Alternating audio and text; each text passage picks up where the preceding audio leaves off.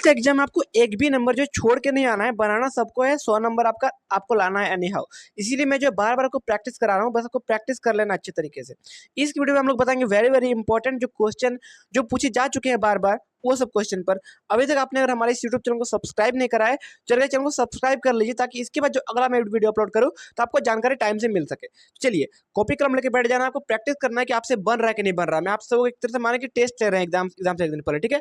Copy कलम लेके बैठना है, क्वेश्चन लिखना है, मेरे से पहले आपको उत्तर बताना है। तो चलिए पहला क्वेश्चन देखते हैं। क्वेश्चन नंबर 3 में ये पूछा जा चुका है 2019 में। ये क्वेश्चन देखिए, ए वेक्टर दिया हुआ है समथिंग इस तरह से 3i के प्लस 2j के माइनस 4k के। बी दिया हुआ है कि i के प्लस 2j के प्लस 3k के। उसमें फाइंड क्या करना है, पहला 2a प्लस बी, दूसरा a डॉट बी, तीसरा a क्रॉस बी, चौथा a माइनस बी का मैग्नीट्यूड। देखिए a माइनस बी यहाँ पर फाइंड आउट नहीं करना है, a माइनस बी का मैग्नीट्यूड फाइंड करना है। इसका मतलब होता है मैग्नीट्यूड। तो याद रखें, पहले आपको a माइनस बी निकाल लेना है, फिर बाद में आपको क्या करना है, मैग्नीट्यूड निकालना है, यानी कि रूट के फॉर्म में सब कुछ। समझ में आया ना। तो मैं लेक्चर करा चुका हूँ, 15 लेक्चर अवेलेबल है, आप लोग फटाफट सबको बारीकी से जाकर देखें। एक भी वीडियो ऐसा नहीं जिसमें आपको समझ में ना आएगा। 5 नंबर 3 नंबर सब पे चर्चा कर चुका हूँ, फिर आया हूँ मैं प्रैक्टिस पे लास्ट में।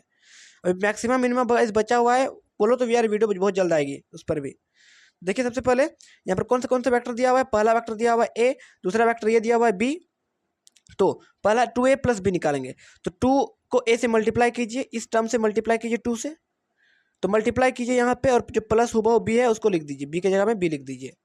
लिख दिया मैंने। अब 2 को पूरा तीनों टर्म से मल्टीप्लाई कीजिए, तो क्या होगा, 6i cap plus 4j cap minus 8k cap, multiply करोगे तो वही ना होगा, और plus i cap plus 2j cap plus 3k cap. अब दोनों को इक्वेट कर दीजिए, यानी कि जो प्लस जो मतलब जोड़ घटा जो करना है वो कर दीजिए। आई कैप को आई कैप के साथ जोड़िए, 4 जे कैप को जे कैप के साथ जोड़िए, और के कैप को के कैप के साथ जोड़िए। तो 6i cap plus 1i cap equal to 7i cap, 4j cap plus 2j cap equal to 6j cap, minus 8k cap plus 3k cap equal to हो जाएगा माइनस 5k कैप।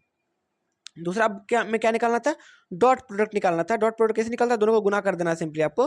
तो आई cap को आई cap से multiply कीजिए, जे cap को जे cap के साथ, और के कैप को के कैप के साथ मल्टीप्लाई कीजिए। 3 को 1 से मल्टीप्लाई करेंगे तो 3 कम 3, प्लस 2 को 2 से मल्टीप्लाई करेंगे तो 2 दूना 4, और 4 को माइनस 3 से कीजिए तो कितना होगा 12। आंसर कितना आएगा -5। तो ए डॉट बी निकल गया हमारे सामने।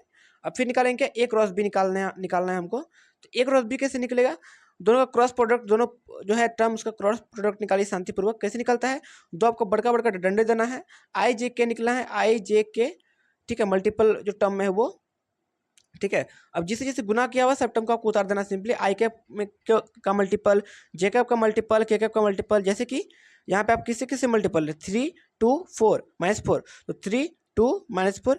इससे आई कैप जे कैप और के कैप किससे किससे मल्टीप्लाई है, आई कैप किससे मल्टीप्लाई है, कुछ नहीं मतलब 1 से मल्टीप्लाई है। जे कैप किससे मल्टीप्लाई है, कुछ नहीं मतलब 2 से मल्टीप्लाई है। के कैप किससे मल्टीप्लाई है, कुछ नहीं मतलब 3 से मल्टीप्लाई है, यानी कि 1 2 3 1 2 3 लिख दिया मैंने।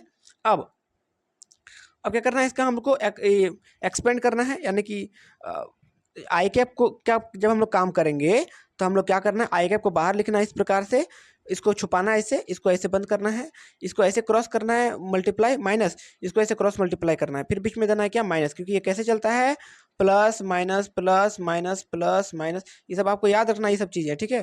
फिर बीच में माइनस देना है। फिर जब जेकब का जब काम करेंगे तो जेकब बाहर में लिखिए, इस प्रकार से जेकब लिखिए, ब्रैकेट खोलिए, और फिर इस तरह से छुपाइए जेकब वाला टर्म को, करस्पॉन्डेंट टर्म को, दोनों को मल्टीप्लाई कीजिए, 3 को 3 से, बीच में दीजिए माइनस, फिर इसको इससे मल्टीप्लाई कीजिए, फिर बीच में अब उसका क्या होगा, प्लस होगा। पहले क्या चलेगा, प्लस, फिर माइनस यहाँ है, फिर प्लस होगा, ठीक है। तो प्लस देना है।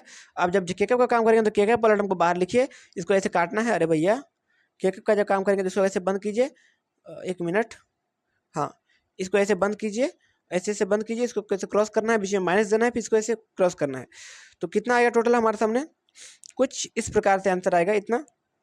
इसको जब फर्दर सोल्व करोगे तो इक्वेट करोगे तो इतना आएगा, 14 आई कैप माइनस 13 जे कैप प्लस 4 के कैप, ठीक है। आंसर मिला लेना है, मिल गया तो अच्छी बात है। चलिए आगे देखते हैं, ए माइनस बी निकालना है आपको लास्ट में। ए माइनस बी कैसे निकलेगा, पहले ए माइनस बी इतना माइनस इतना कीजिए, मतलब आई कैप को आई कैप के साथ माइनस कीजिए, जे कैप को जे कैप के साथ माइनस कीजिए, के कैप को के कैप के साथ माइनस कीजिए। देखिए जैसे 3 आई कैप में एक आई कैप गया तो 2 आई कैप बचा, 2 जे कैप में 2 जे कैप गया तो 0 बचा, तो यहाँ पर हम लोग जे कैप का वैल्यू नहीं लिखते हैं, जे कैप मतलब 0, तो क्या लिखेंगे गाइस, लिखे कुछ फायदा है नहीं ना। चलिए अच्छी बात है। 4 में से 3 गया तो 4 जे कैप 4 के कैप माइनस 3 के कैप, तो -4 -3 कितना होगा -7, और के कैप है तो के कैप के साथ के कैप, तो ये क्या होगा इसका, ये माइनस में ये बनेगा, ये माइनस भी इतना नहीं आएगा। अब इसका क्या निकालना है, मैग्नीट्यूड निकालना है। मैग्नीट्यूड दे दीजिए, बार जैसा साइन रहता है, मोड जैसा। तो यार मैग्नीट्यूड निकालते हैं कैसे, रूट अंडर पता है आपको, पहला टर्म का स्क्वायर और बीच में प्लस देना है, फिर दूसरा टर्म का स्क्वायर देना है। इस प्रकार से कितना है, रूट अंडर 53। तो ये आपका एक 3 मार्क्स का क्वेश्चन ये बन जाएगा आपका। एक और क्वेश्चन आपका क्या है कि find the angle between the planes, इसके बीच में आपको एंगल निकालना है, 2 टर्म दिया हुआ है ना, दोनों वेक्टर के बीच में आपको एंगल निकालना है। देखिए क्या दिया हुआ है, आर दिया हुआ है, R dot 3 I cap minus 6 J cap plus 2 K cap equal to 7, and R dot through 2 I cap plus 2 J cap minus 3 K cap equal to 5। ये 2 टर्म दिया हुआ है, इसके बीच में आपको क्या निकालना है, एंगल निकालना है। तो इतना इक्वल टू हम लोग पहला इक्वेशन लिखिए, दूसरा इक्वेशन हम लोग लिख दिए हूबहू। अब क्या करना है, सिंपली करना कुछ नहीं है गाइस, इसको हम लोग एक्स वाई और जेड के टर्म में लिख देंगे, एक्स वाई और जेड का टर्म लिख देंगे। जहाँ जहाँ आई है वहाँ पर एक्स, जहाँ जे है वहाँ पर वाई, और जहाँ के है वहाँ पर जेड। तो उस टर्म में हम लोग देखो लिख दिए हैं। यहाँ पर आर हटाना है थर्ड तरफ से, इसको बस मैं सिचुएट किया हूँ अच्छे तरीके से। तो पहला चीज़ आपको ये करना है, अगर दोनों के बीच के में एंगल निकाल रहे प्रश्न कुछ इसी प्रकार के रहे तो आपको ये चीज़ करना है पहला, ठीक है।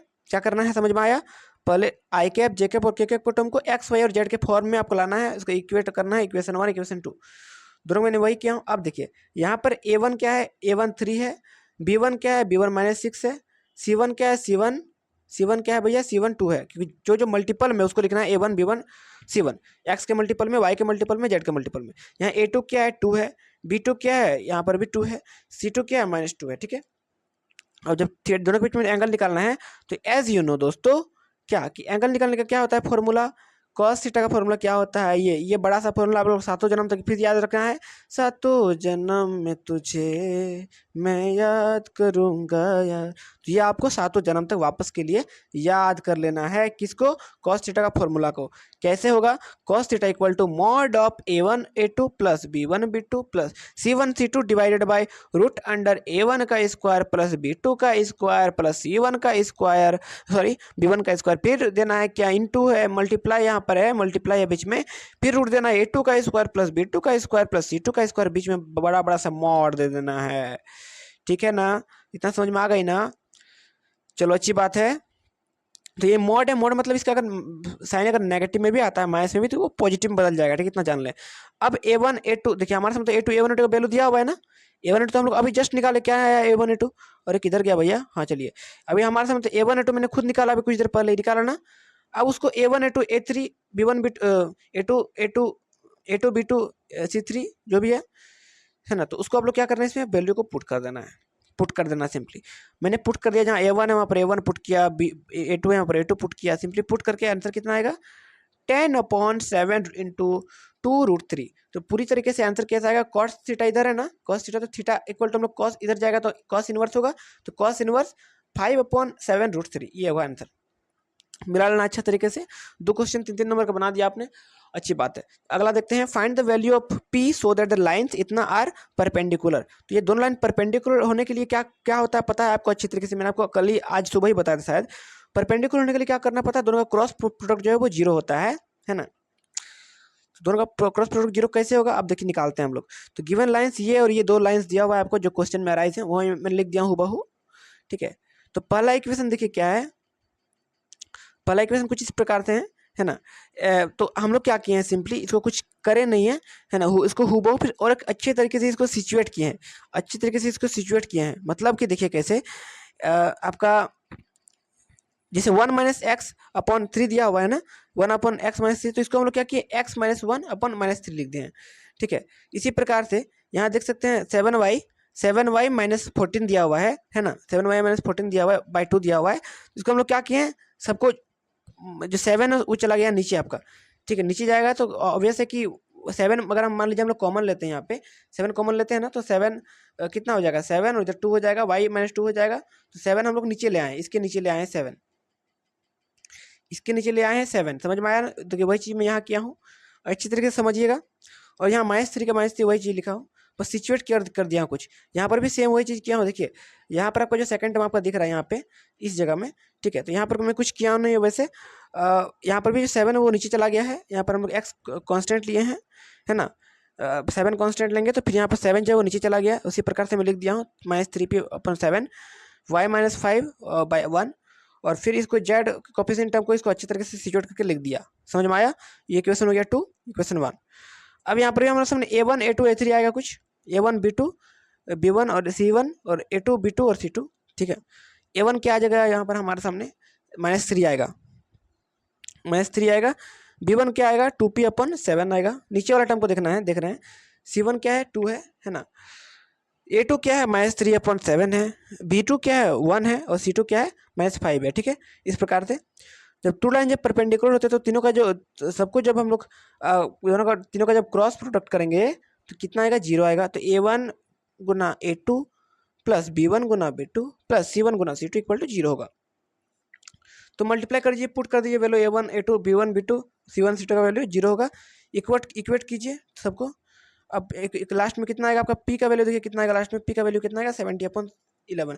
p का वैल्यू निकालना था आपको शायद ना, p का वैल्यू निकालना था ना, परपेंडिकुलर है तो। हाँ, वैल्यू ऑफ p का वैल्यू निकालना था। तो p का वैल्यू हमारे सामने कितना आया, मिला लेना है आपको, मिलान कर देना है 70/11। नहीं इसको क्वेश्चन दोस्तों आप लोग फिर से एक बार बना करके मुझे टेलीग्राम में सेंड कीजिए, टेलीग्राम में, ठीक है। चलिए, और आगे कुछ इतना है नहीं। अगला वीडियो में इसके बाद में हम लोग चर्चा करेंगे इंपॉर्टेंट और भी क्वेश्चन, हम लोग मैट्रिसेस पर कुछ चर्चा करेंगे, है ना। और आप लोग को बनाने आ जाना चाहिए अच्छे तरीके से। फिर 3-4 क्वेश्चन पर हम लोग अराइज करेंगे, है ना। फिर मैट्रिसेस इस सब पे चर्चा करेंगे 6 नंबर 5 नंबर वाला में। आई होप आपको अच्छा लगा। मिलते हैं कि नए वीडियो के साथ, तब तक के लिए बाय एंड टेक केयर दोस्तों। अगला वीडियो बहुत जल्द।